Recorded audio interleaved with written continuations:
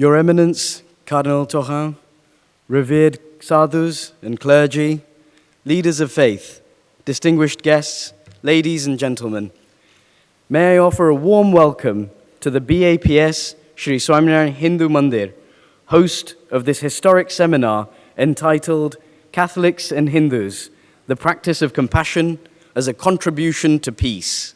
Om Sahana Bhavatu Sahano Bhunaktu Sahaviryam Karavavahe Tejasvinavaditamastu ma vidvishavahe. Om Shanti Shanti Shanti. Salve Regina, Mater Misericordiae, Vita Dulcedo, Espes Nostra Salve.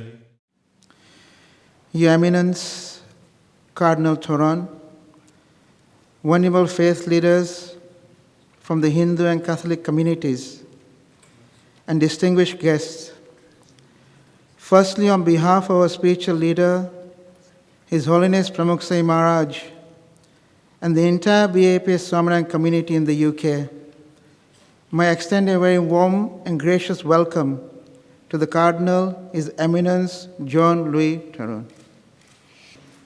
I'm reminded of Pramukh Sai Maharaj's words during his address at the United Nations Millennium World Peace Summit in New York in 2000.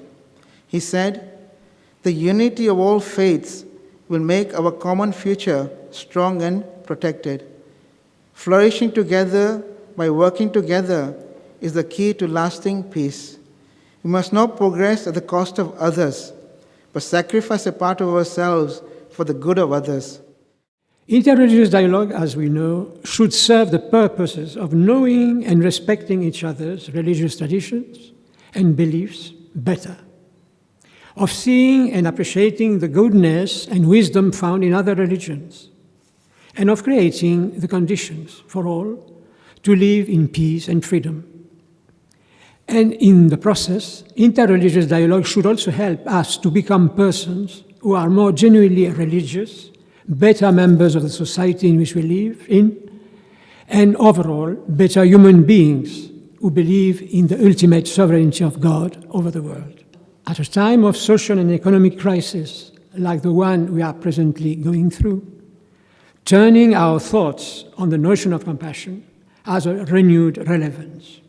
We need to rediscover the importance of compassion in our personal as well as collective lives as a means for preserving and promoting peace.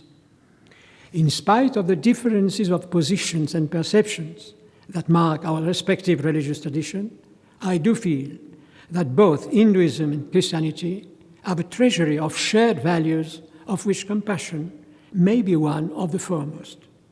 So it is my wish and my prayer that by listening to our respective religious tradition on what they are to teach us about compassion, we may grow in our mutual understanding, appreciation, and trust, and be inspired to work together for justice, peace, and solidarity. When thinking of compassion, the first, most vivid and personally touching example that comes to mind is that of Bhagwan Swaminarayan. When he was anointed as the head of the new religious fellowship that would soon become the Swaminarayan Sampradaya, he prayed for all his disciples. He said, "Even if it is the lot of a devotee to suffer from lack of food or clothing, or the pain of a single scorpion sting, let me instead suffer that pain 10 million-fold on every pore of my body, but may that devotee be saved from all suffering." There are also many other examples from Hindu traditions and texts of noble souls suffering or being ready to suffer on the behalf of others. The Bhagavad Purana tells of King Grantidev's extraordinary sacrifices to ensure that every one of his subjects, including the poor and even a stray dog, are fed and looked after. He too prayed not for material pleasures or mystical powers, but only that he could stay among the people and suffer their distresses on their behalf. Hinduism encourages the embrace of a wider, broader worldview, extricating us from the narrow confines of I and my to the universality of we and ours.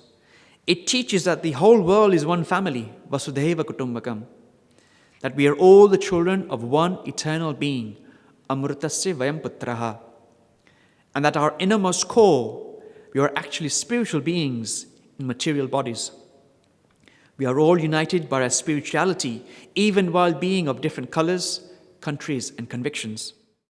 A person is said to have merciful love when he has sorrow in his heart, being afflicted by sorrow at the misery of another as though it were his own.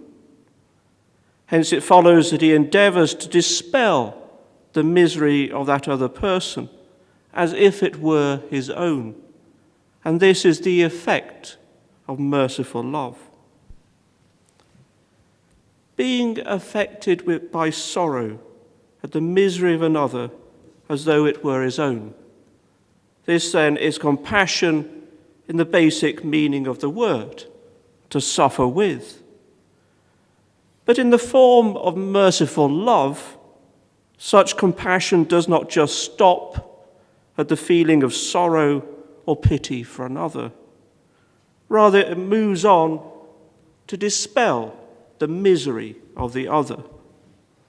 Compassion, then, in the form of merciful love, is a powerful force that acts to relieve the misfortunes of others, to dispel the things that compromise their welfare, and to bring about their full flourishing as human beings.